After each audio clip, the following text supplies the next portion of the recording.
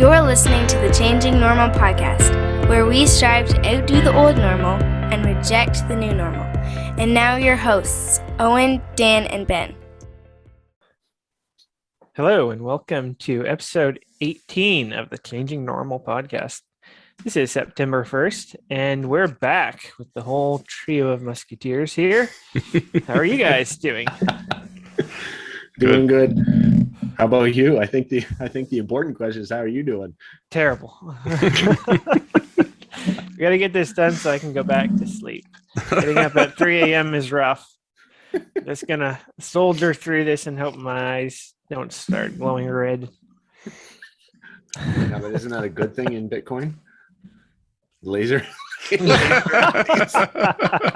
Hyper focus. On his pillow. On the backs of his eyelids. Yeah. You want to go first, Owen, or you want me to? I can. I didn't do a lot this week. I set up a Trezor this week. Oh, cool. For my dad. And that was pretty cool. I was going to get another ledger, and then I said, you know what? I know he uses Exodus, and I know Exodus and Trezor, interface. That would be easier than trying to have him learn have to deal with a whole other software. Right. Like, this is Ledger Live, right? Right. And so anyway, last night it came, and last night I set it all up didn't really set up for him. He set it up, but I helped him through the process. And man, I have to say, I'm really impressed. Oh, it was so easy. Like, the setup basically is the same. Any wallet's going to be very similar. Right. Any hardware wallet, you're going to have to record your seed phrase and all that kind of stuff. But once that was done, you just go into Exodus and pair your Trezor to Exodus, and it creates another portfolio. And then you just click on your asset and click transfer, and it just and it's now on your ledger or on your Trezor. Whoa. All right. It was literally the click of a button for every asset. You had to do them all separately. Right. But it was that easy. And now all the keys are on the Trezor instead of on the Exodus, but you still use Exodus as the software interface for it. So what's the portfolio view like? Do you click on hardware wallet balance and then Exodus balance? Yeah, basically. Toggle. Basically. So like, I have a couple different portfolios set up on my Exodus, and so I could just toggle between them to see what the different balances are. Okay. It's like all three have Bitcoin in them, right? But I have them kept separate for specific reasons. Mm-hmm. So it's kind of, the Trezor just sets up as another portfolio, but when you transfer it, just transfers everything over to that. But your Trezor is plugged in at the time, so it transfers all the keys to the hardware wallet. Mm-hmm. And then you unplug it, and it's now air gapped and all that. You treat it just like a regular hardware wallet. Using that portfolio, if you were going to transfer it in or out, you'd use that portfolio instead of your Exodus portfolio, but you're still in Exodus. So, okay. I haven't looked into the multiple portfolio function of Exodus. So yeah, it all runs off the same seed phrase though? Yep. Okay. Well, the Trezor is a hardware wallet, so it actually has its own seed phrase. Balance is on a different seed phrase. Yeah, but the software wallet, the Exodus wallet, yeah, that's right. Software portfolios. Multiple portfolios in the software wallet, all on the same seed phrase. Yeah. Okay, so they're probably running on the same master private key. It's just kind of siloing them in different I public guess so. addresses? Yeah, I'm not exactly Okay. sure how that works, but Neato. yeah. And then the only other thing I learned tonight last night and tonight is how to set up a drop shot fishing rig. Hmm. So Interesting. yeah, I'm gonna try. It's kind of a real finessey fishing style that is good certain times of the year, especially if it's really clear water and the fish are kind of finicky, not Right. wanting to bite or be really aggressive. It can be a good way to get them to pick up a small. I got it right here, actually. A small bait. See, that's usually where I throw in a wacky jig. Yeah, so you can actually fish this wacky style. Oh, okay. So this works great for the audio, of a podcast. So you have your Here, rod. Owen is holding Currently, up his fishing Owen. rod. And he is now dangling the drop shot rig in front of the camera. Uh-oh, now I'm all hooked up on a line here. Just a second. All right. Can you simulate getting hooked on an alder bush for us? Yeah, that's about what it's like. Son of a gun. So I have my line, and then you tie the hook. I've got about 10 inches or so. So you leave a bunch of, like a tag end on your fishing line, and then you tie a hook with a Palomar knot, and then you run the tag end back through the knot, and when you pull it tight, it makes your hook stand out straight off of your vertical line. Huh. I don't know if you can see that. Mm-hmm. So it's at like a 90-degree angle to the line. Basically, yeah. And then on the bottom, you tie a weight. So Okay. when you cast it, that goes down and sits on the bottom, but your hook is suspended in the air. In the air. Yeah, that's right. It's air fishing. I'm fishing. Fly. Yeah, makes a lot of sense. Suspended about 5.5 inches off the bottom of. Yeah, and then you would use. Let me see if I can get this open here. You could use all kinds of different things, but you can use like a little plastic minnow bait and just rig it. Try to do this. Currently, he's stabbing impaling myself. plastic bait. So yeah, you just kind of hook it like that, so that, of course, in water it would be floating a little bit. Yeah, keeping it up, and so that it looks just like it's swimming towards your line almost. Yeah, basically, and that just is suspended in the water, and so they come up. Most bass and stuff will catch from behind, so they'll come up and grab it, swallow it whole, and whammo. But you want as light a weight as possible and a small hook. This is only a number 1 hook, but you can catch like big fish on that. It wants to be small because it's a real finesse tactic. Okay. Just getting it to stand out away from the line like that, you mean? Just okay. Yeah. Well, it's finessey and it's not a lot of movement. You're not doing big movements with it. It's clear water, and anyway. Okay. I don't have a lot of. Just sneak up on the pool and chuck that in there quietly, and you don't Yes. have to be like reeling in the line to keep it from getting hooked on the bottom. That's right. Say it sounds Okay. perfect for Nice. Eastern Canada Yeah. rivers. Yeah. A lot of guys will fish it off a boat, and they don't even cast it. They just drop it over the side.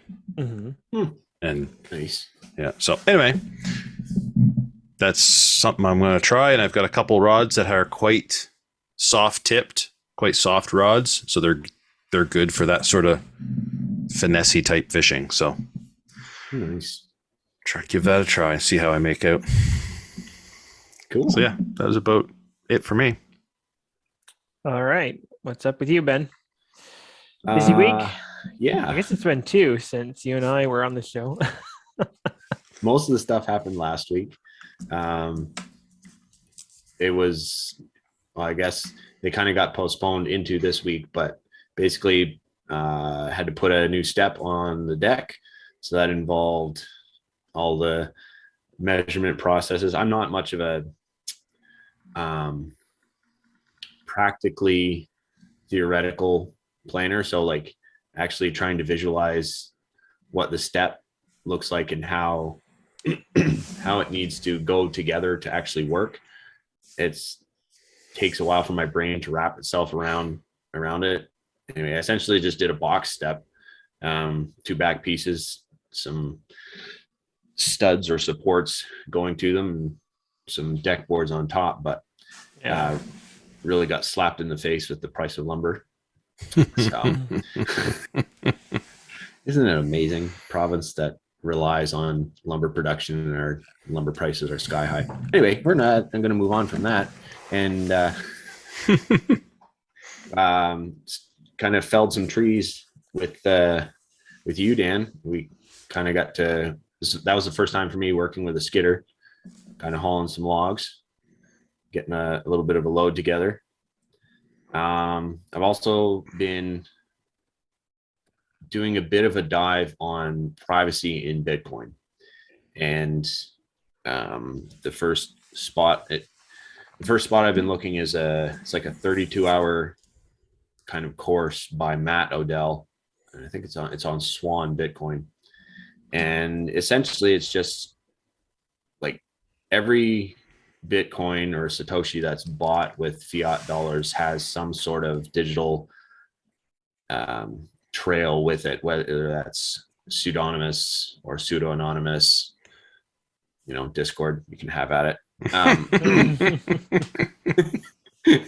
But it's just because it's an open ledger system. That was one of the sacrifices to make it the hard sound money and the store, like Satoshi's vision for Bitcoin. That anonymity, the privacy aspect of it was kind of the trade-off. So I been kind of digging into that. I mean, it's, I was listening to some podcasts and started in on that course, but it's going to be a lot of work. Just put it that way. To do it privately, you mean to get privacy and anonymity with your Bitcoin, or to do the course? Oh, privacy and anonymity with Bitcoin. It's a lot of work to do it, you mean? Yeah. Well, because the bigger deal is like figuring out where you sacrifice it by doing like which actions poke holes in the security you thought you had. Yeah. Well, you think about how much of our data is just collected and utilized, right? Like just in your everyday life, whether, I mean, conspiracy theory that, every phone and every device is listening to you and recording stuff. Yeah, maybe.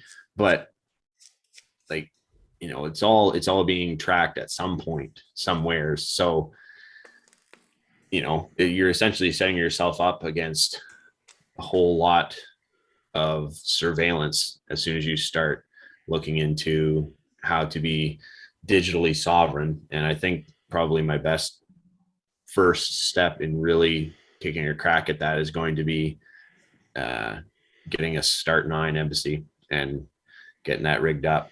So that's on the docket.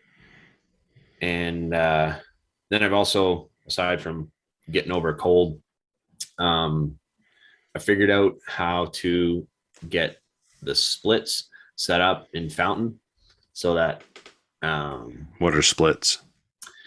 Okay, so in the Fountain app, or even just in general, value for value, when someone streams sats to the Changing Normal podcast, it goes to the Lightning, utilizing the Lightning network, it goes to a Lightning node or a value block that's in the RSS feed. And what Fountain allows you to do is you can set up splits so that, like, instead of it just going to the one node and then I redistribute it to either the show wallet or all three of us, the split allows me to input your node, Owen, and your node, Dan, so that if someone boosts or streams sats, it just automatically goes boop, 3 to Fountain takes Fountain and podcastindex.org. Anyway, the site that Adam Curry started, they take a 1% each, I think. But so essentially it just makes it really, really simple to get everyone paid, and there's no headache. I heard Jack Spirko talking about how that, that could like, what was it? Oh, they like micro payments, I think is the term you usually hear tossed around. Yeah. Where even you just can, like, divide it up among different contributors to an activity. Yep. Whether that's making a coffee or publishing a podcast. Yeah, exactly. So, I just kind of been essentially what it was is I emailed Fountain and they got back to me and they're like, yeah, so you need to remove the value block from your podcast and then reclaim your podcast through the Fountain app. I was like, yay, that's going to take a little bit more work. Whatever. That's the whole purpose of Bitcoin proof of work. Nothing of value comes very easily. So I'm going to work on that and see how far I can get with it, and hopefully have it done for next week's show. Yeah, well, let me know if you need any info from me on my node. Yep, I think I can do it just with username as well as another thing, because in one of the episodes I was listening to it on the Bitcoin Breakout, Jack Spirko had Guy Swan and Brian Harrington, 2 big Bitcoin guys. Guy Swan is, the voice of Bitcoin Audible, I mean, that's almost a household name in our houses. But anyway, so what Jack was able to do is he was able to set up the splits for that one single episode for the 3 of them. So gotcha. Jack himself, Jack's tech guy, like his internet guru, Brian and Guy, so that anyone who boosts or streams that episode automatically split to those. So you can do that. Okay, cool. Episode by episode, or you can do it just show in general, which is what I'm going to try to do, is make sure that the split is set up so that neat. Just a little bit less steps in the kind of that's right. If you can automate that stuff, why not? Yeah, exactly. Yeah, cool. So that's kind of the main things I did in the last couple of weeks. All right. Well, like you said, I was running the skidder a little bit there. Got a few trees down. So that was actually fun because it's been a few years since I've been on the skidder even. So that's something I did a couple winters, out there with the chainsaw and skidder, 2-man crew, and hard work, but kind of satisfying. One of the few things that's probably more dangerous than working around mad mama cows. Yeah, you're right. Hey, at least you had 2 people. Yeah. I had to cut all my trees I did back a few weeks ago just by myself. So you're walk into the woods, cut down the tree, walk back and pull the tractor in, walk back with the cable all the way down to the tree, walk back up to the tractor and try to winch it. Doesn't work. Take the chainsaw, go down, cut some more limbs off, walk back to the tractor, try it out. Doesn't work. Go back down and, oh my word, I was exhausted. Yeah, the exhaustion hit like a freight train that night. Yeah. You enjoy your food a lot when you do that kind of work, though. So hunger is the best sauce and all of that. As my belt size, indicates, I always enjoy my food. But at least it sounds like you got your steps in. So yes, I definitely did.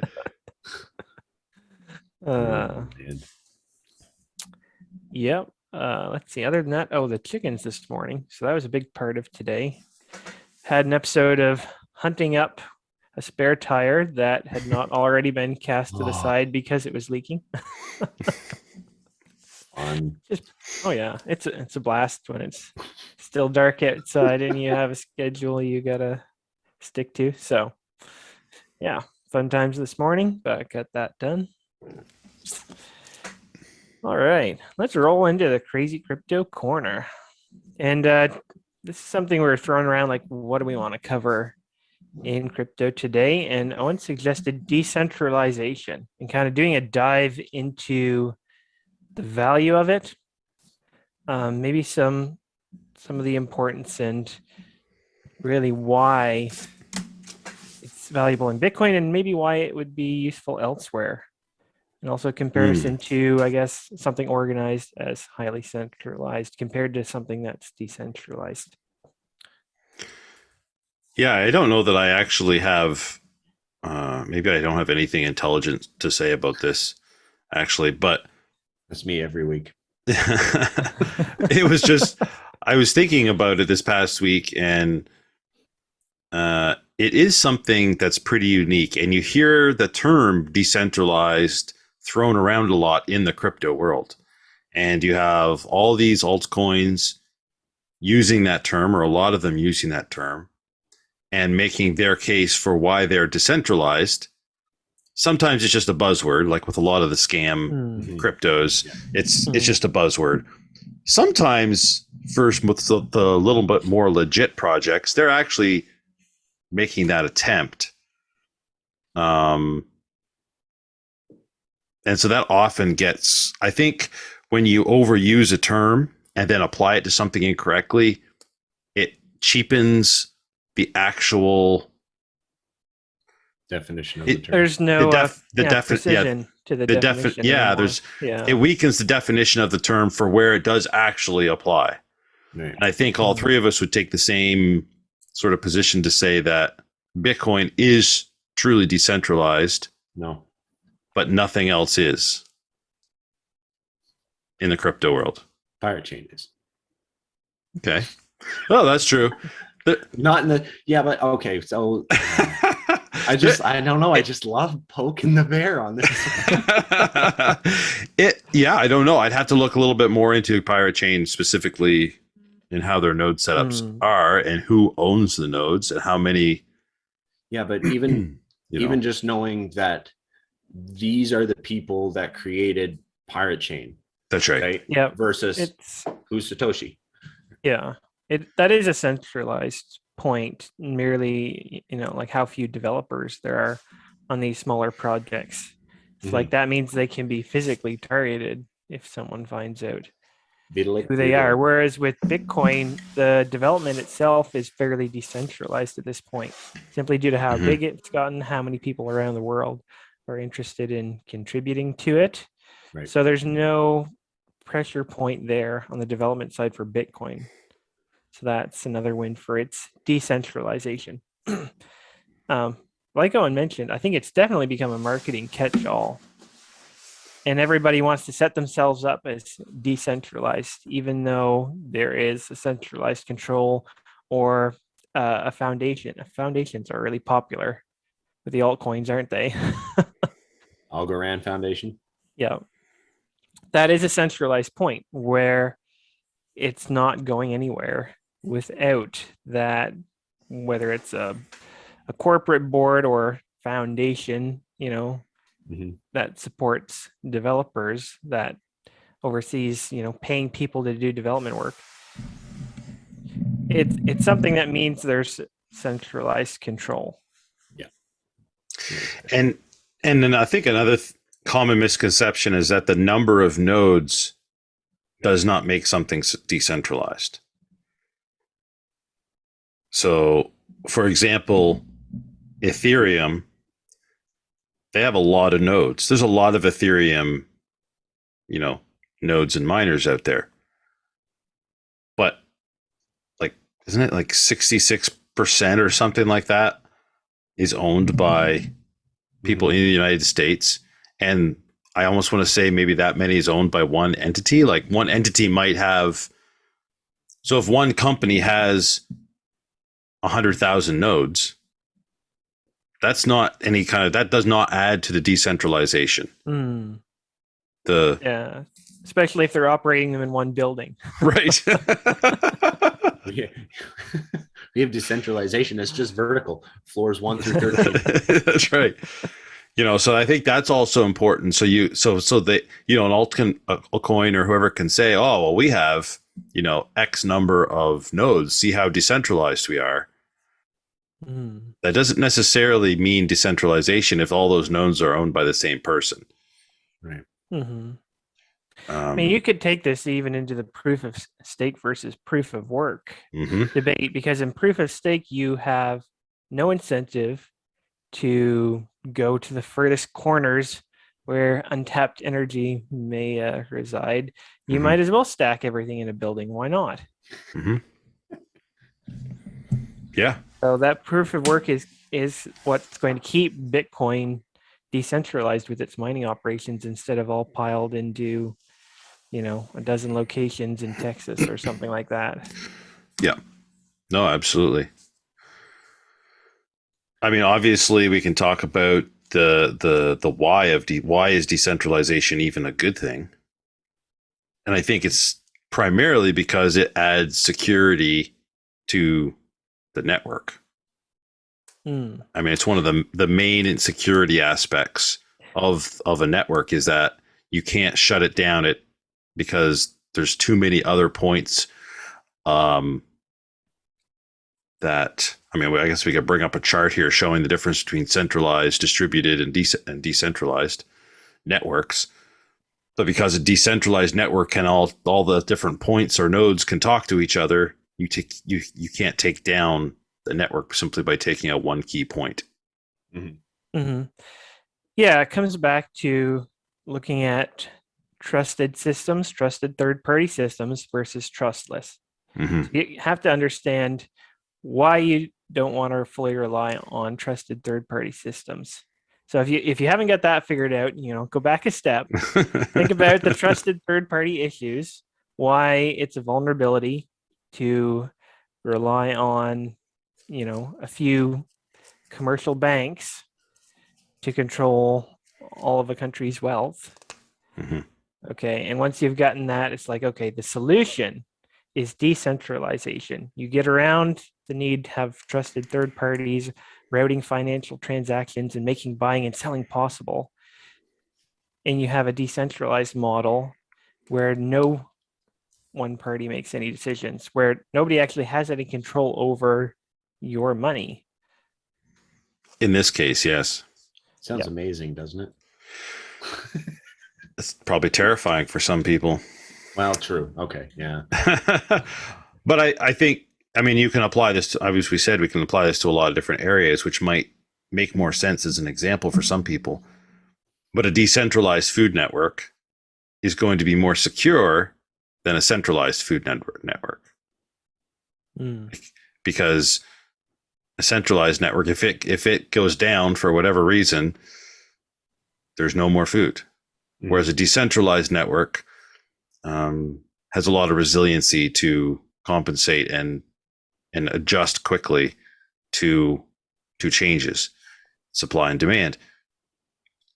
I think we've seen this a lot with the death of the small farmer in North America in the last, and that has been going on, or maybe has happened a long time ago. I maybe saw the tail end of it a little bit in my lifetime, but there was a time when the countryside was covered in just small farmers who grew a little bit of everything.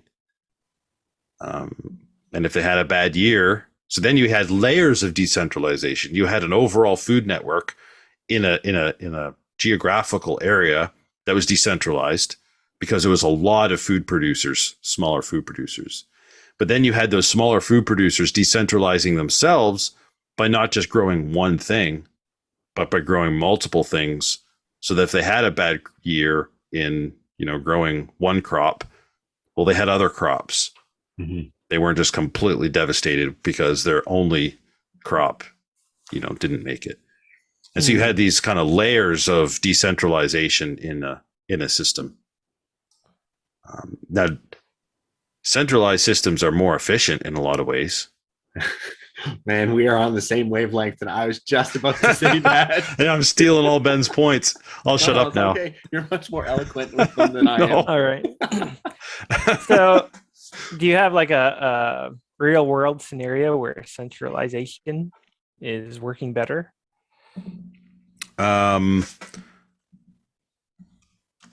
think probably certain databases function better in a centralized way, for good or bad. It's going to be more efficient if everyone's car is registered in a central database, so that when the cops need to figure out who's,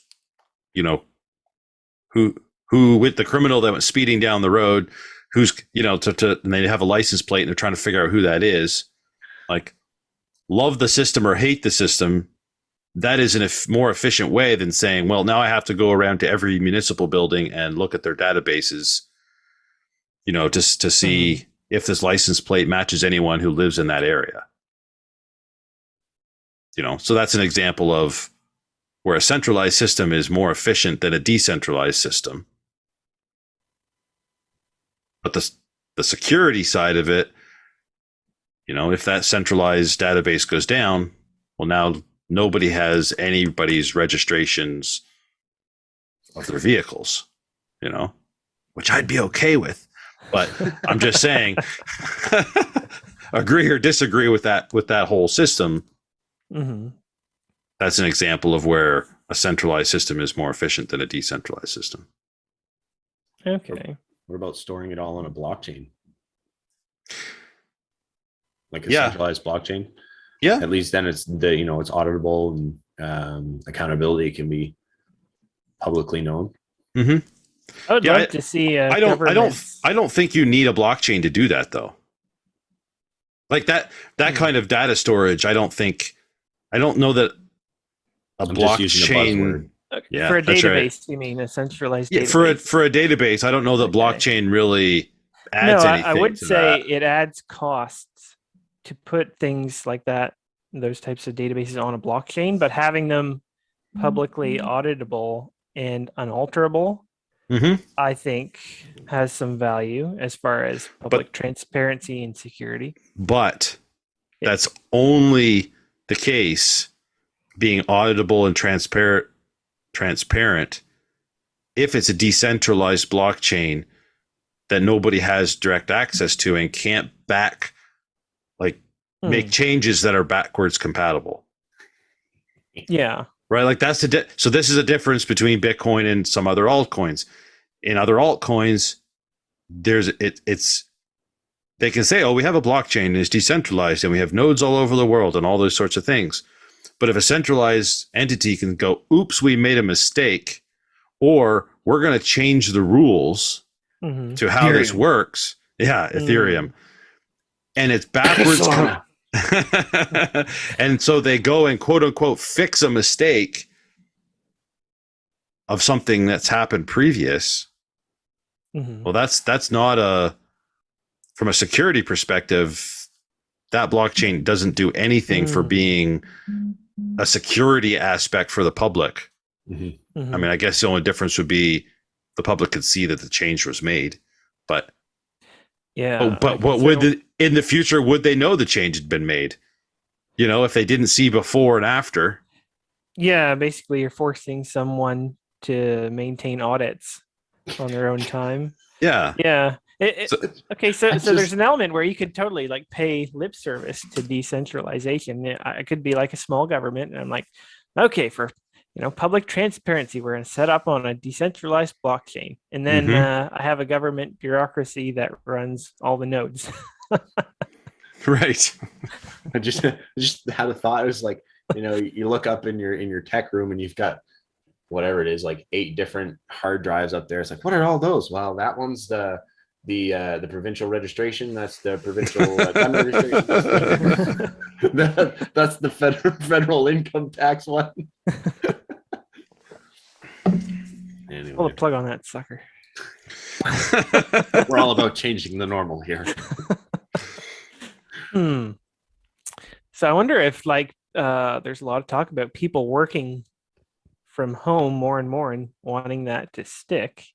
Mhm. even now that the COVID fears are subsiding. Is that a type of decentralization if people are working from home instead of working in an office building?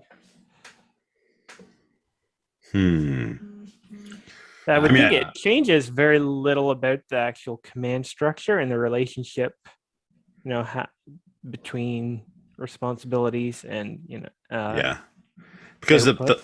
the business structure and the business hierarchy has not changed. Only the location of the people Mhm. has changed. So there's a physical decentralization, Yeah. but the nature of work, I guess, the command Mhm. structure that hasn't decentralized. Hmm. There's still same chain of command, basically. That's right. Even like for me, I know I could work from home technically, but to do any sort of network online work, I have to connect to my work's VPN, which then runs everything through the central server. So I am physically decentralized. Digitally, I'm still centralized.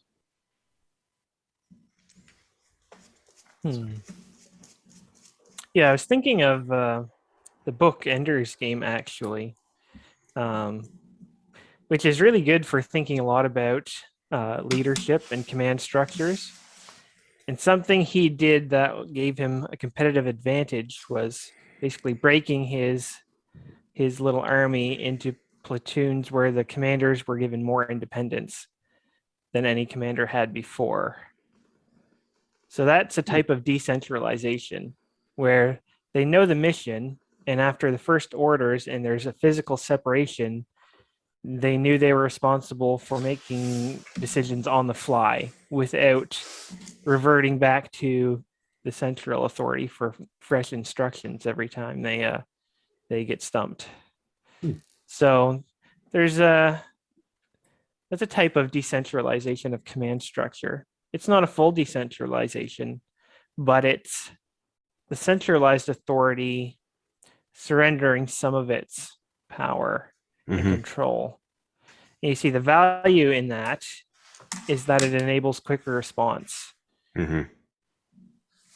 Because when you rely on centralized people to make all the decisions, say set price controls, perhaps.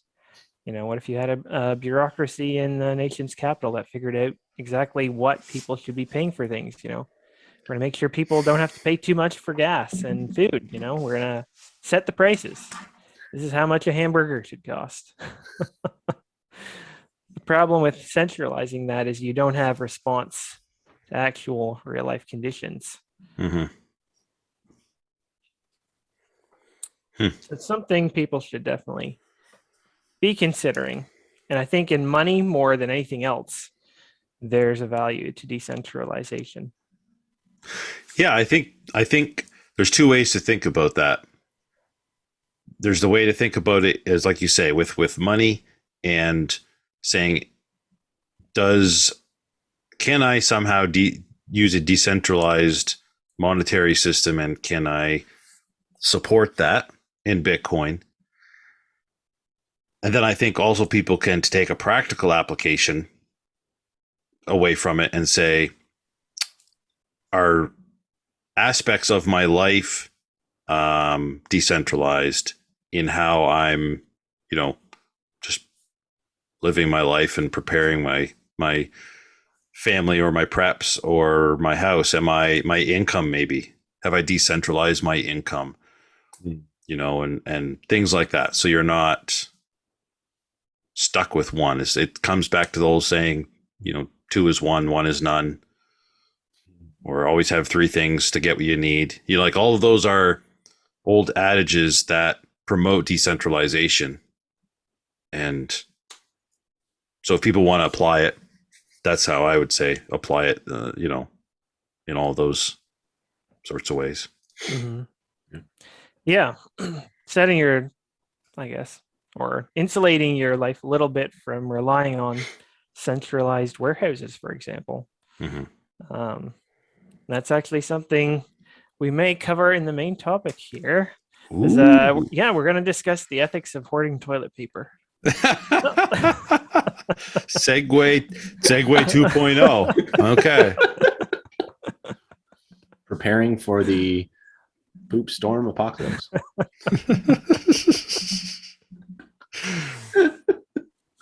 Oh my goodness. Actually, I had a conversation kind of about like prepping and not really hoarding, but like self-reliance. Tonight we had our pastor and his wife over for supper, and they were talking about how they're preppers.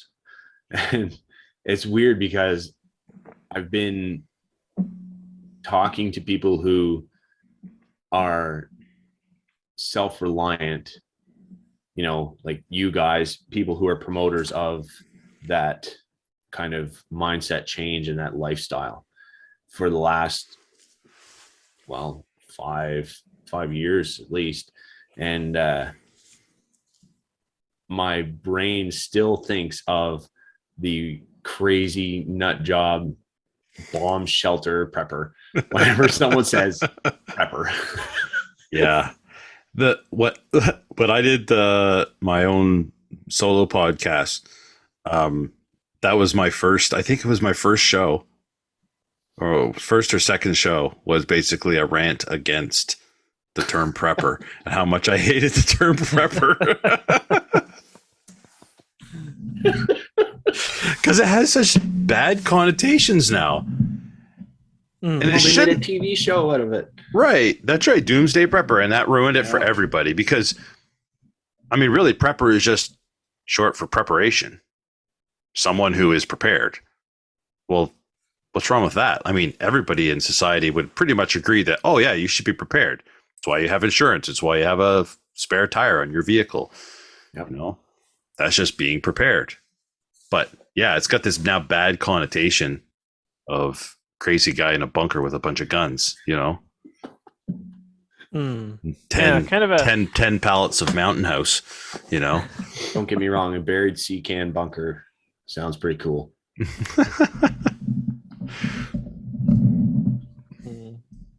Well, so cool bunkers Dan, aside. Yeah, this was kind of your topic. So I think you had a direction on this that I'm hoping I'm going to disagree on, so we can have a good argument here. But well, we could go a couple ways with this, but actually, let's just start with the supply chain issues because that's something that's still kind of fresh in our memories. Man, such a good segue. Such a good segue. It is so funny to me that toilet paper was the thing that people decided to hoard. Yep. How much of it do you really need? I don't know, man. I live in a house with a lot of women. Oh my goodness! All I can think of is the comedian Tim Hawkins. He does this thing about toilet paper.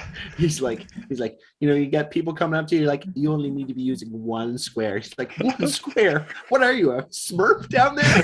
He's like, I'm making a beehive on my hand. He's like, I'm not using one square. I'm using 1 mile. I don't want that anywhere near me. Anyways, sorry. There's all kinds of things I think you can glean from human behavior, especially human behavior in times of scarcity. And also, I guess the reality that there's not that many cases of toilet paper on a pallet. Sometimes you really have to think about the practical elements of a supply chain, and it's that stuff goes on pallets and comes in trucks, and then people grab it when it gets to the store floor. Mm-hmm. So how many people grabbing 2 Costco cases of toilet paper does it take to empty a pallet? That's right. The answer is, I'm not sure what the exact number is, but it's not that many. You're asking questions. You know the rule. You're not supposed to ask a question you don't know the answer to. This isn't a cross-examination, is it?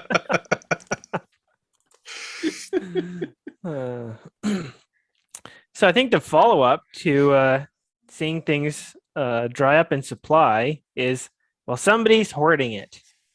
And we got to stop these people for making everybody's life miserable and keeping them from having their fair share of toilet paper. So, is there a fair share of toilet paper, and how do we make sure everybody gets it? There's a centralized authority that oversees the distribution of toilet paper. In some countries. I want to know what this department is called. I don't know, but they're doing a pretty shitty job, I think.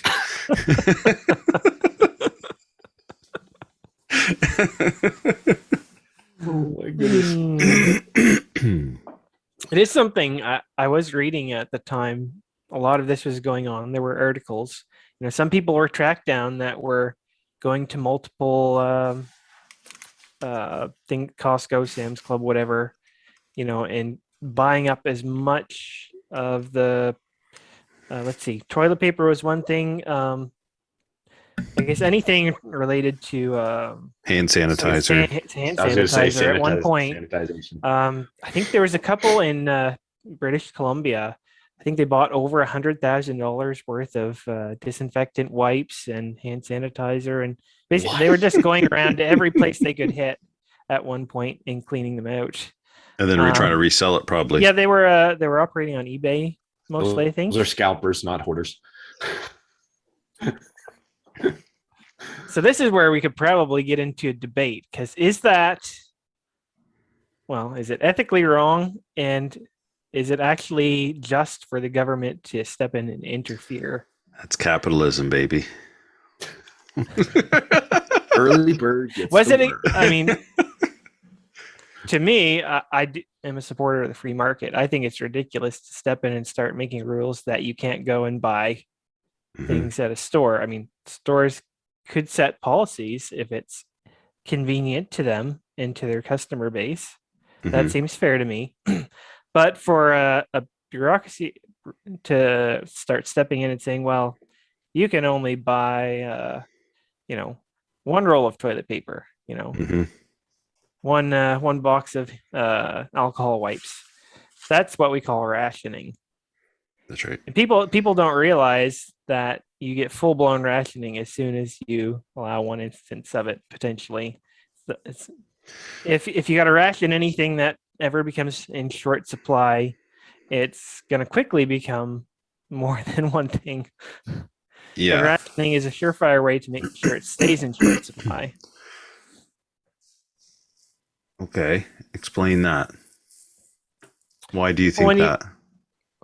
Well, rationing is almost always paired with price controls, correct? Is that a fair statement? I don't know. I'm trying to think of examples, World War II, communist Russia, places that have had different types of rationing for different reasons. But I'm not sure about if it usually came with price controls or not. Okay, well, I can lay out the argument, and we'll see if this sounds logical. Okay. Because when you start rationing, price controls logically follow. And then you end up with failing to properly incentivize production. And this is the importance of understanding that a free market is not just a way to get goods from Owen to Ben to Dan. It's a way to share information about the real world value and cost of things. And so sale price of goods go up. The producers and potential producers receive that information and input it into their lives, their actions, and they can produce more appropriately because they see an opportunity. There's a good profit margin all of a sudden. And so the key point of that was the information that resulted from prices going up, and that being, people could observe that and act accordingly. So I think there is a real danger to interfering with that flow of information. Yeah, that makes complete sense. What you just logically laid out to me. It's much like the price of a commodity in the market. if the price goes up, there's an incentive to then mine more of that because there's going to be a higher profit margin. But if the price is low, there tends to be a drop in supply. This gets back to the stock to flow ratio concept. There tends to be a drop in supply because there's not as much profit in it. And companies who exist for the purpose of making money, that is what a company exists for, they're always going to try and maximize those profits. Mm-hmm. Yeah. Now, in the case of toilet paper, even if say these big places like Costco had simply, greatly increased the price of it, there would probably be fewer people walking off with a year's supply in the midst of a price increase. I mean, maybe in moments of panic, people still do it. That's That's why it's hard something to you could compare factor this. in. It's hard to compare this last time. You're right, because some of that happened only just for a matter of, a couple weeks.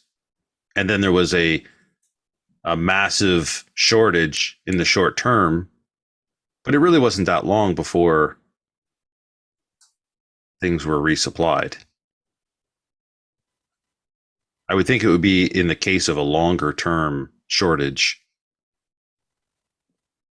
that you'd see that sort of longer term price increase, and then potential for, government, let's say, to step in and try and price control. Because the natural market, the free market, would try to do its thing. Supply and demand, price goes up.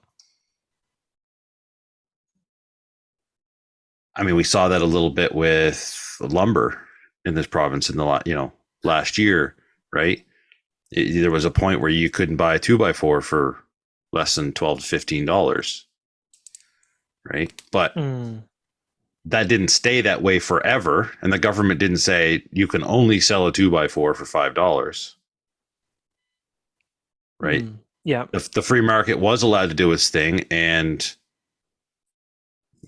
supply caught up with demand, and the prices came back down. Irving stopped packing it into their warehouses and started actually shipping it. Right, exactly. Or the price got so high, the supply went down, or the demand rather went down.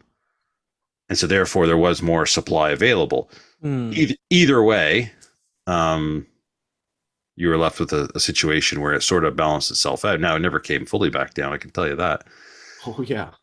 It's still expensive to buy lumber, but Now, we've talked a lot about the value of having a lot of supplies on hand. So does that make us hoarders? no. No.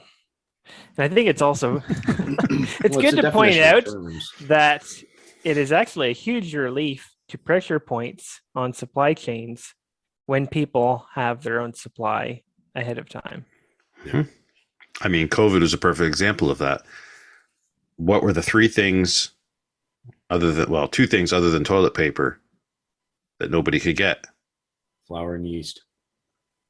Okay, I wasn't thinking flour and yeast, but I was thinking hand sanitizer and masks, right? And love or hate masks.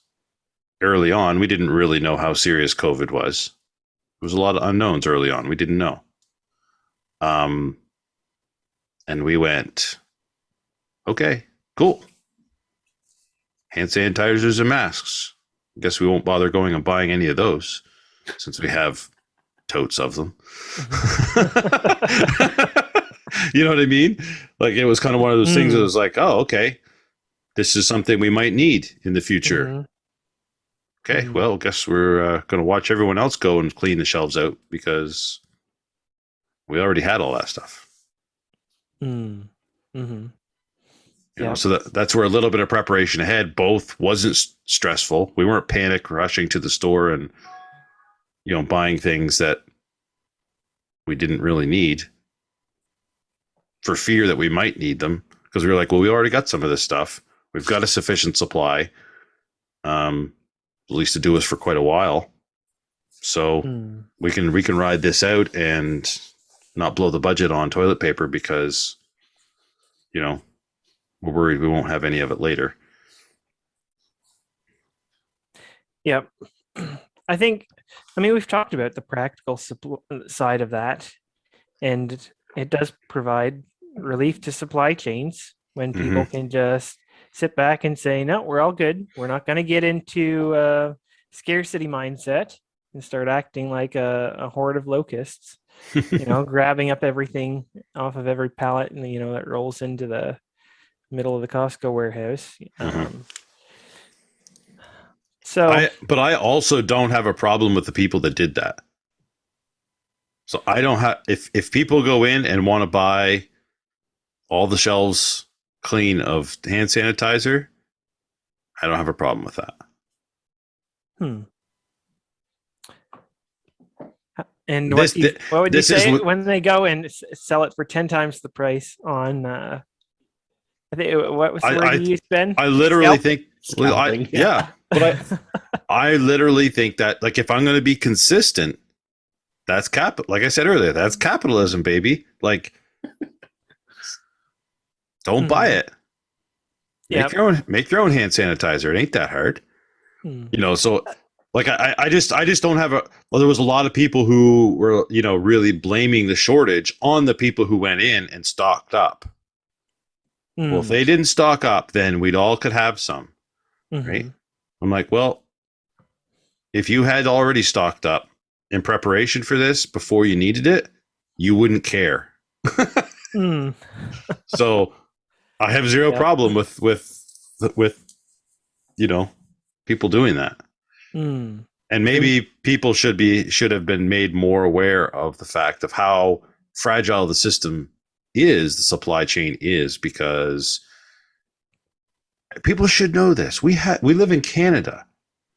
We have winter storms every few days in Canada. And at least once a month we have a storm that literally makes the roads impassable for a day.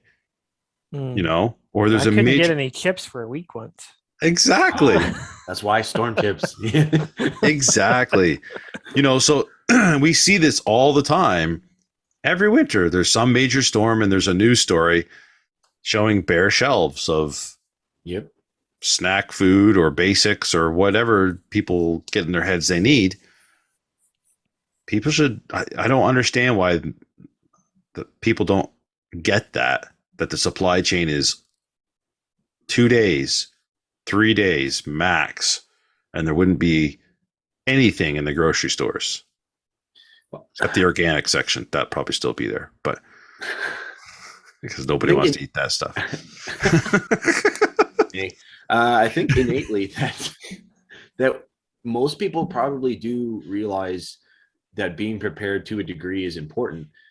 It's just no one really kind of knows where to start, so they don't start because they don't know and they're scared to, and then they get mad because they know they should have, but someone else, like, right.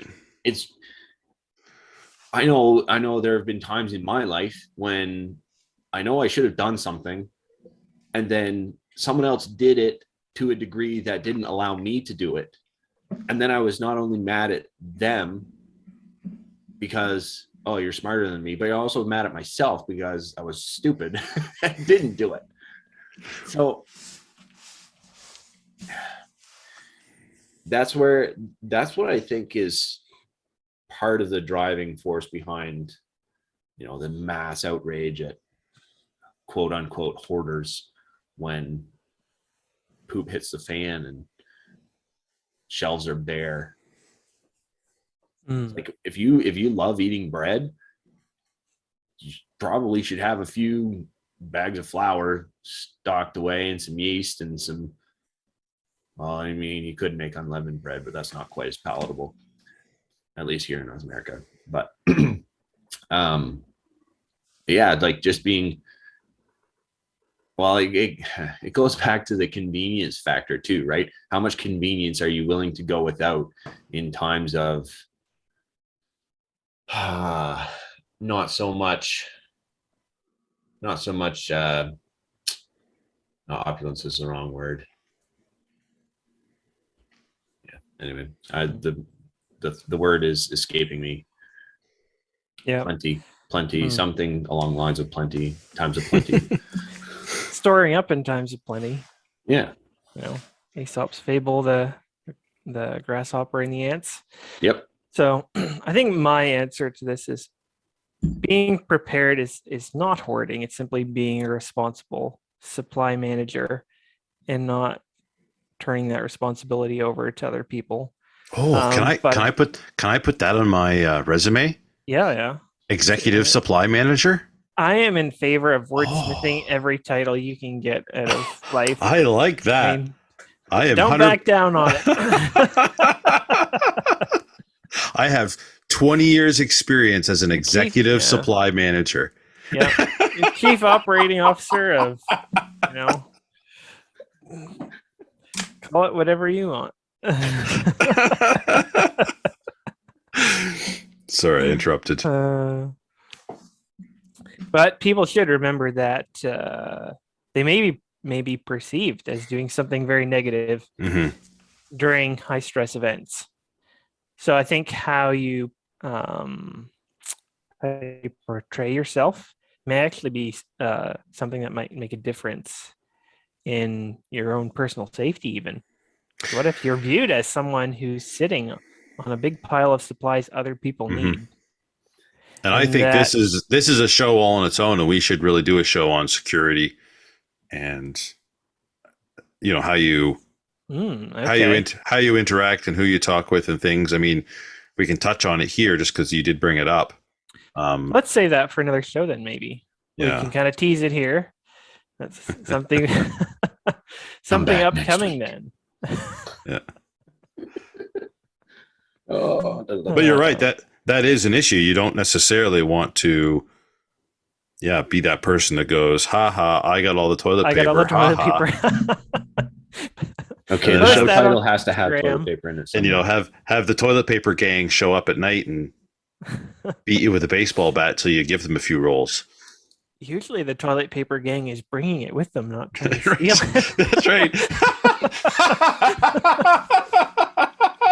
This is like the reverse Uno card toilet paper gang. A whole new meaning. Trick or treat, you drop a roll of toilet paper in the bag. Nice. That's funny. So I did want to bring up how hoarding has been used in the past, even on the money side of things. Back when Scrooge McDuck. Yeah. Sorry. This must be a meme I'm not very familiar with, because I think did you throw that up in the group the other day, or was that Ben? I think it was the first time I'd seen that. I think I did. Is that a Looney Tunes or what is that? He's part of the Looney Tunes universe. Yeah, sort of. Yeah, he's like an old miser who has like a whole room full of gold that he swims around in. Yeah. Problem with Bitcoin is you can't do a Scrooge McDuck dive in the middle of it. Yeah, exactly. So yeah, you're a bit anticlimactic to hold up your hardware wallet and be like, "Yeah, this is my boomstick." So what were you saying? Was it about Paul? Something about Roosevelt or somebody? Roosevelt. Yes, down in the States. That was part of when they were saying, "Well, the average person can't hold gold anymore." Right. And the language they used was hoarder. Yeah. He said, and all these people holding all the gold, they're the reason the economy is doing so poorly. Mm-hmm. It's these gold hoarders. We're going to make them turn their gold into the bank, and we'll give them, American banknotes, and we're going to fix this hoarding problem. And we're going to fix the price. Yep. Like they had a fixed price on the gold too. So, I mean, there's a whole idea of hoarding money there. I mean, there's a fair amount of enmity, I think, in our culture towards people who are wealthy. And I think a lot of that, they're perceived as collecting all the wealth. I guess it's kind of like the myth of the dragon, that plunders all the gold and sleeps on the bed of it. Mm-hmm. No one else gets any. That's right. It's viewing the world as a zero-sum game. It's like there's only so much stuff. And these people that accumulate more and more of it, it makes it so that I have less of it because they have more. Yeah. Zero-sum game. They don't. People who buy into this don't believe that everybody can get more and that you can actually increase productivity. I saw a stat the other day, and it was, I want to say, less than 10% of millionaires in the world inherited it.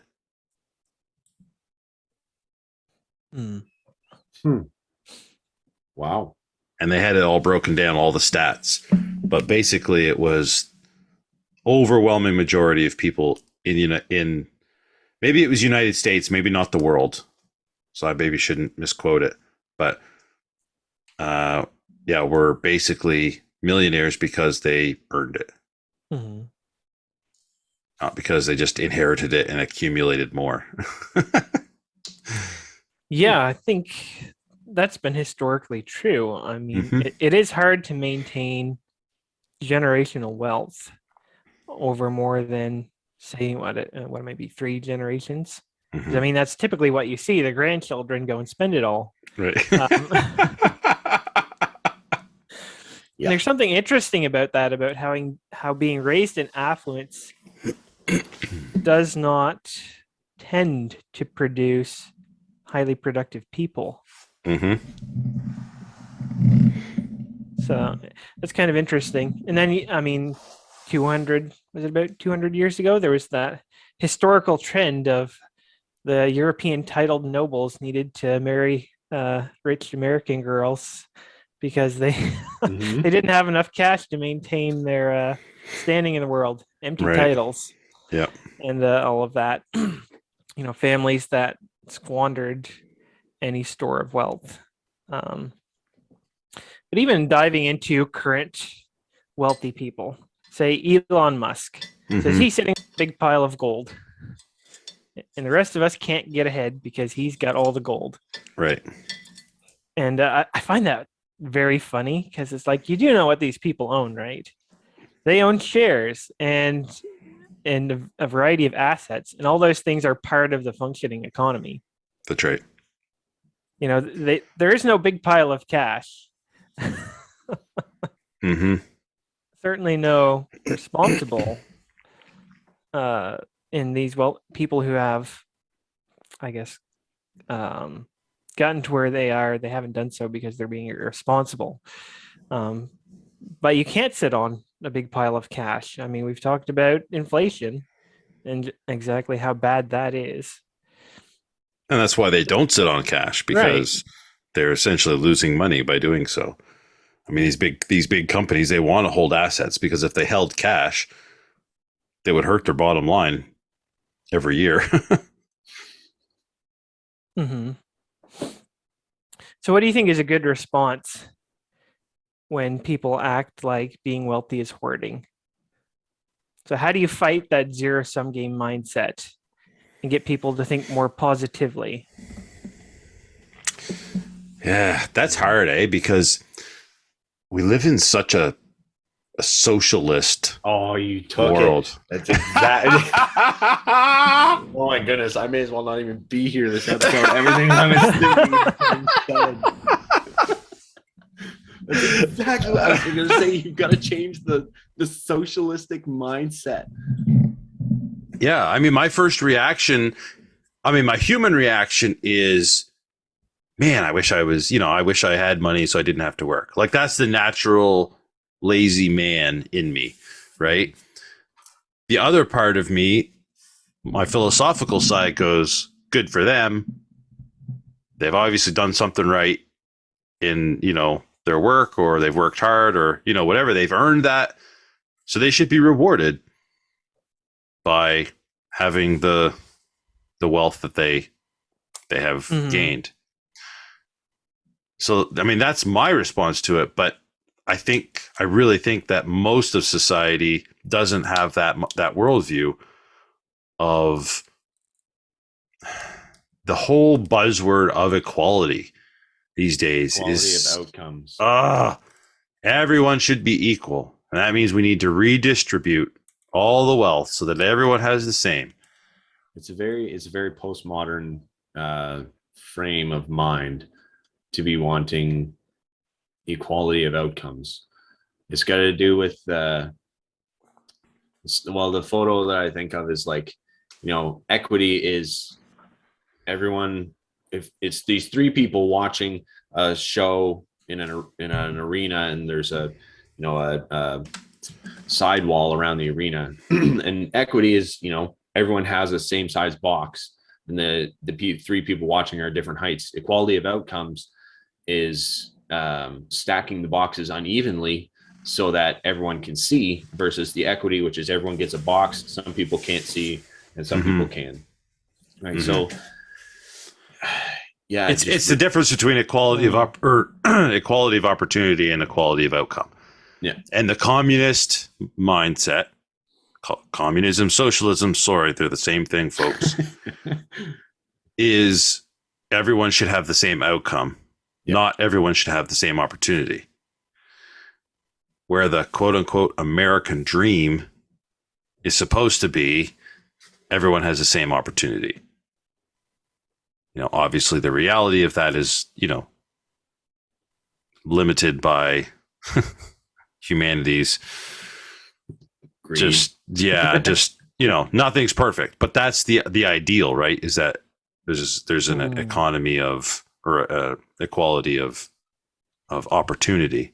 Mm-hmm. And so I view it as say, well, those people just have made better use of their opportunity. So I don't know. Yeah. I know how I see it. I understand where society's view of wealth is hoarding and it should be redistributed. But if you do that, you de-incentivize work or trying. Mm-hmm. A socialist system does that. It de-incentivizes people to work. A welfare system de-incentivizes people to get out of welfare. Mm-hmm. Yeah. And the more I think of it, the more I come back to the same point. The foundation of prosperity is justice. Full stop. If you don't have justice, because you talked about, taking the means of production, seize it and redistribute it. That is fundamentally unjust. Seize something that someone else has worked for and give it to someone who has not worked for it. Right. So, therefore, that's my bottom line. I'm not a desire to see people better off. I think it's just ignorance and misguidedness, or perhaps a desire to appear virtuous and saying, I just want everybody to have a fair shot. Right. And what they really want is to have their crack at taking something from someone who's perceived as better off. A case of envy. And I think places that are less prosperous are ones where it's harder to run a business because everything is getting stolen. We actually are unfortunately trending in that direction more and more, where it's hard. Just think of that. How much more difficult would it be to have a small business if everybody had to have a compound with razor wire on the top of it? But we are headed in that direction. You almost have to nail things down nowadays. And so there's decreased efficiencies. People are less likely to get into something as far as starting a small business, because it's like, well, these people are just going to loot me anyway. Yeah, if it's not the criminals on the street, it's the criminals in the government. Oh, you went there. But you see diminishing returns for more and more labor to try and protect instead of produce. That's right. And so, my view is you're going to get less prosperity and everybody's going to be poorer. It's like, how does that make it more fair? We can all be poor together. Oh, goodness. Yeah, I like it. Misery loves company. Well, that is true. Excuse me. But you can't take it with you. So remember that when you're stacking toilet paper. That's why I got a Suburban. I can take it all with me.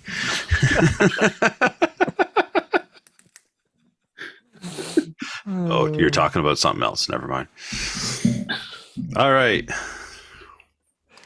What are we jumping into? Did we have anything interesting happen in the world that we actually want to talk about? Yes. We actually have like an hour's worth of stuff to talk about here in the news. Oh, do we actually? No. The last one. I want to talk about the last one for sure, but The go last ahead. one for sure. Well, actually, Last two. Well, okay. Let's start with the U.S. government announcing that they're going to forgive or reimburse, in better terms, student loans up to $10,000. 10,000. I heard 20,000. Oh, really? It's probably Yeah. that's probably the household of two then, because if you make $125,000 a year or less, you get forgiven or reimbursed your $10,000 student loan. Huh. And I heard someone break it down very interestingly. Think of the people who are in the lowest income bracket. Those people likely either A, couldn't afford, Didn't go to school. Exactly. They didn't go to school to get a loan. They either said, I'm never going to be able to make enough money to pay back that loan, or they didn't have enough collateral to put up to get the loan. So they didn't get it. So now you've got people who are making like upwards of $125,000 a year who are getting forgiven $10,000 in a loan. And that $10,000 is coming from the people who didn't take a loan. Like, yeah, I'm laughing because it's absolutely ridiculous to think about. This is like a full-on stripping of the backbone working people in the U.S. You know, like the people who wouldn't have gone to school. I mean, either A, life really kicked them in the nuts hard enough that they weren't able to, or they were just too lazy. Okay, that's an option. But like, I mean, like, well, what you have? Go ahead. I'll let you I was finish. just going to say the backbone blue collar working American. I mean, most people discredit the trades because they're like, oh, it's a dirty job. But the trades are the backbone of what, like the real gearbox of America is the trades. Mm-hmm. But like, most people, like, you can't be taking money from those people to give to people. Or anyway, I think this shows anybody who supports this, it shows the disconnect between the understanding of A, where money comes from, B, the fact that any dollar spent by government, in a sense, even the dollar they created of nothing.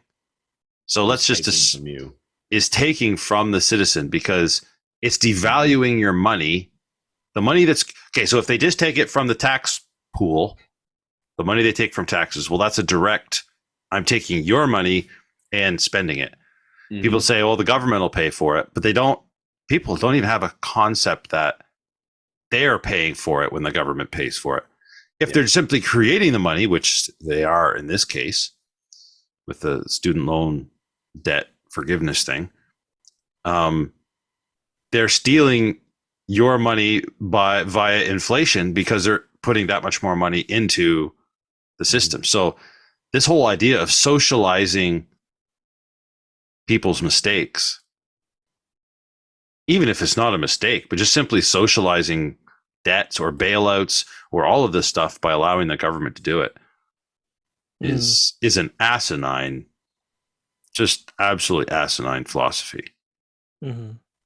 This is absolutely a form of a bailout, though. Oh, that's all it is. This is you could call it a bailout. You can call it a and they'll frame it as a bailout of the person that's struggling, right? That's right. And this is a bailout of the university system. Mm-hmm. It's going to keep the cash train running, and people are going to say, "Oh, next time it'll probably be 30,000 that gets forgiven." I can take out that loan, no problem. It's like, how much will you give me? And they'll be less likely to pay it back. I mean, think of how hopping mad you'd be if you just paid off all your, Mm-hmm. really, tightened the belt and paid everything off just so you could be out from under it. And then you're like, I don't get 10 or 20 grand out of this. It's like, you miserable little. I can't believe that Canada hasn't done this already, to be honest. Well, it's not election time yet. So that's true. You never know. This might it be is a coming precedent setting. next time around. I was going to say this is probably a precedent setting. Good grief. New Brunswick had a student loan or free tuition thing, though, did they not? If your home income was under a set amount, you got free tuition, wasn't it? Or something like that. I remember hearing something about that, and I'm not exactly sure. I do know that in a lot of the trades and what's the term? Not subscribed. Apprenticeship. If a lot of those courses, not like the year-long pre-employment type courses, but when you're just doing your block training, right, that's entirely free. You don't, as a student, you don't pay for that. Well, yeah, but as a trade, it's probably not a bad thing. Well, they do it. Not so much, I guess. Well, I don't know. I mean, it's paid for, but you don't pay directly out of pocket for it. Again, this term, the government pays for it in that they're paying the school to hire the teachers and have the resources and all that kind of stuff. And they're doing it to incentivize people picking that as a career path because they see the shortage in that, that market. Right. So, but anyway. So it's going to be very interesting to see how this. Anyway, I was beside myself, pounding the wheel of the car as I was listening to this breakdown. I'm thinking, oh my land, this is absolutely ridiculous in my mind. I'm just. Yeah. This is no different than the subsidy checks that were given during COVID. In a sense, this is no different than that. I mean, you could argue that writing everyone a check is at least somewhat equitable. Yeah, I guess this is certainly more selective in who's going to get it. You're right. But the difference with this, because it's debt, nobody is going to get taxed on this. Everybody got taxed on their COVID. That's a good payouts. point I hadn't thought of. Because this is simply just, it's not even paying off a debt. It's not like I'm giving you money and you have to use it to pay off your debt, and then I can tax you on the money the government gave you. Actually, I was listening to a podcast, Radical Personal Finance, and he did mention, it's not going to be eligible to be taxed federally. Some states may not have laws in place that exempt this sort of thing. And so we're going to see perhaps a race for states to make sure this is included, or maybe some states just shrug and say, yeah, that's going to be included in your state income tax filing. But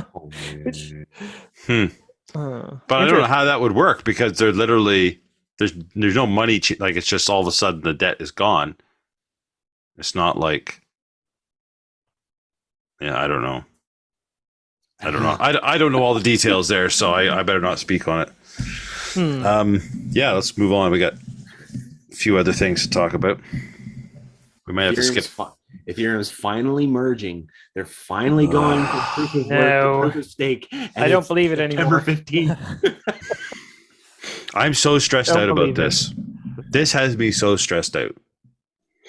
I've listened to so much stuff about this, and I'm actually kind of freaked. Yeah. Huh. Not about the details of it so much, but just the concept, the bigger sort of macro picture of what that means. And I think this is the death of Ethereum. At least the beginning of it. Well, okay. Give us the short rundown. Well, I don't even know if it's for next week's crypto corner. I don't even know if I'm qualified to really speak on this because I'm not familiar enough with the Ethereum network. But Big picture, then. Besides just the question marks around, can they even pull this off? Well, I mean, there's just, without so many bugs that the whole system crashes and all the potential problems that could be. Just the fact that it's moving from proof of work to proof of stake, and it's highly centralized. Ethereum's highly centralized. I mean, I used an example earlier in the show about the Ethereum nodes. It's highly centralized, and a lot of people are saying it's basically going to be government run after this. I mean, it won't on the surface, but that danger is there, and that's right, because all of a sudden they become potentially, and again, we see Ripple's in court, basically been accused of being an unregistered security. Is Ethereum going to be like number 2 on the target list for the SEC and the US government to try and go after them? I don't know.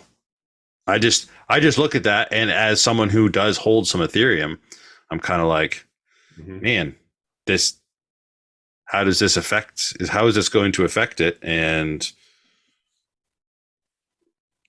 do I want to sell it now? Well, I'm already in the consolidation phase of getting rid of most of all the other altcoins that I have. So why not take Ethereum along with? Anyway, I'm just yeah. Personally, I'm walking that balance of going, I kind of like to see the price come back up a little closer to where I bought it at. Yep. Before I liquidate it, because it's a significant number. But if this is going to cause a ton of problems, could we see a drop in price? In fact, I don't know. I mean, nobody can know really with this stuff, but yeah, I mean, it could be that not having something positive to look forward to hurts Ethereum's outlook. Could be all the NFT craze goes to a different platform. These are all possibilities. So yeah, I would say Ethereum is far from a safe long-term bet. And then there's the whole idea that if there's a potential hard fork happening where there's going to be a certain part of the network that's going to say, we don't want to leave. We don't want to go proof of stake. We want to stay proof of work. Yeah. Well, could you get a more decentralized version of Ethereum out of this? Well, we get a fork war. Well, this is the question. At that point, which is the real Ethereum? Whichever one's run by Buterin, that one's the real Ethereum. Yeah, you think that? So that right there tells you how centralized Ethereum is. Yeah, he's the face of Ethereum. The fact that the creator automatically is the real Ethereum, even if there's a portion of the network says no, we're going to go a different route. It'll be really interesting to see what the free market does with that. It's quite fascinating.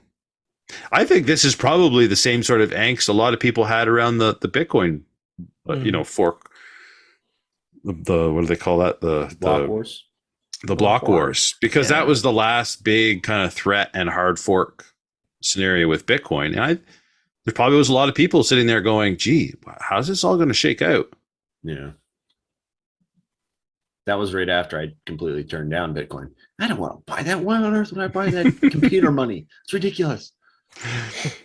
Difference being, of course, there is no centralized creator for Bitcoin, and it's actually completely decentralized. So, all right. Well, I was what else you got, Ben? I saw heat wave. Is that what we're gonna jump to here? Well, we can do that. It's not here anyway. So, but somebody's got a heat wave going. The reason I put that in there is because I've been hearing a lot So essentially, there's a massive heat wave in Saskatchewan, and the power grid is like barely keeping up because so many people are running AC and air conditioning and whatever and trying to cool their houses down. The reason I put that in there is because it brings up the whole utilizing Bitcoin to stabilize the power grid and Bitcoin mining. There's a fella, I think his name is Greg Foss. He's a Canadian, and he's got this facility in Ontario that essentially just they're mining Bitcoin, and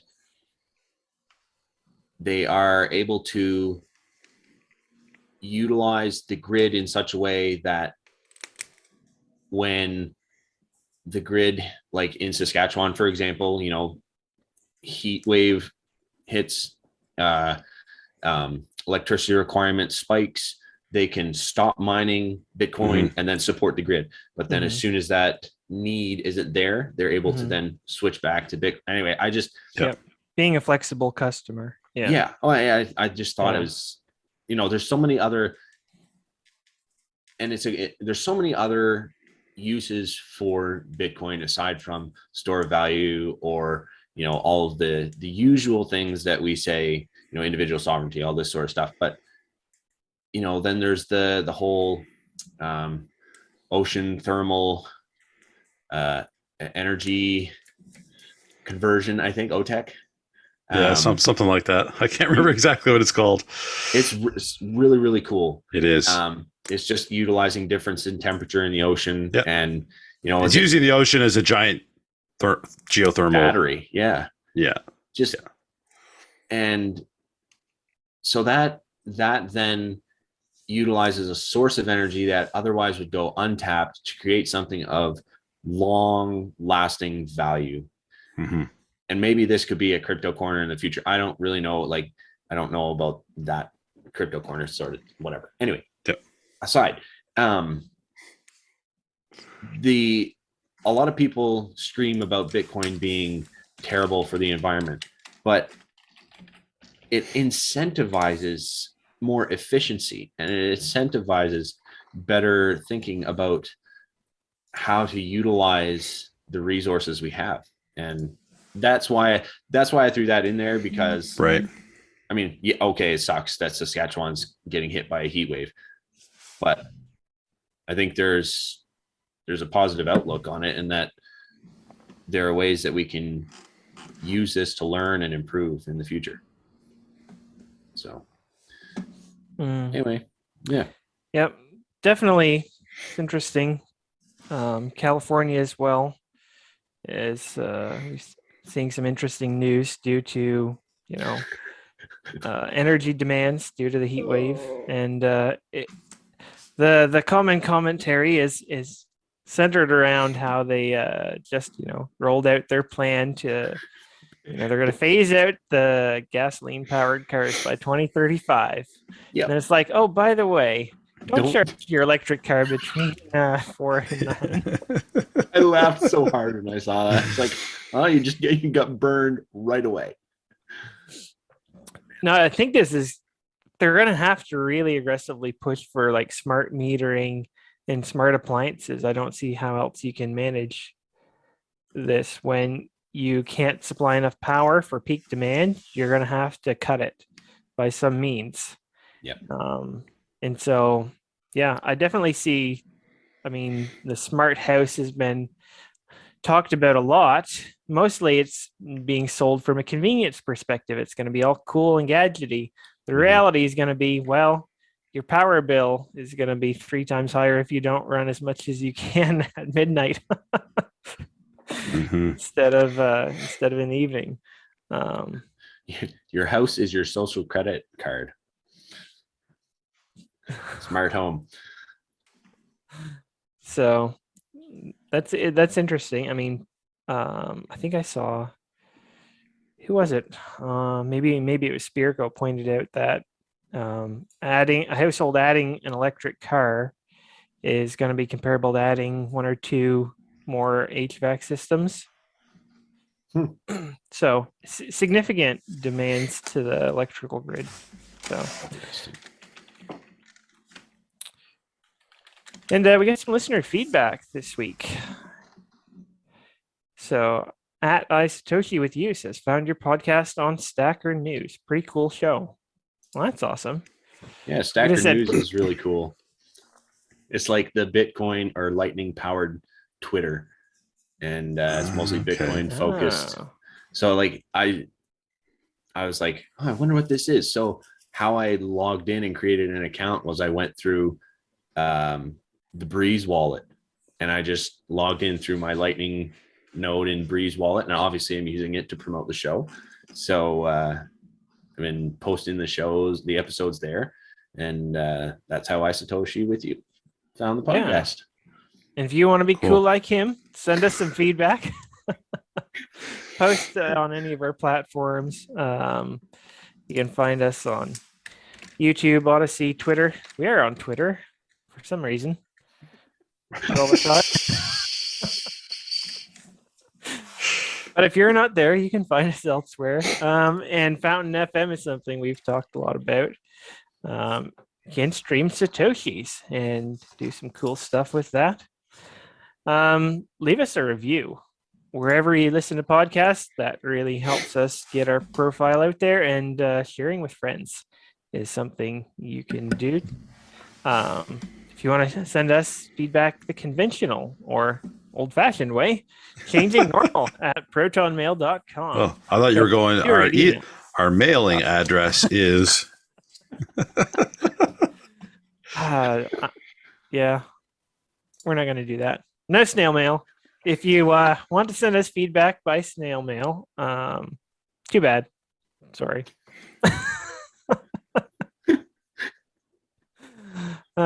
And with that, always hoard your toilet paper responsibly.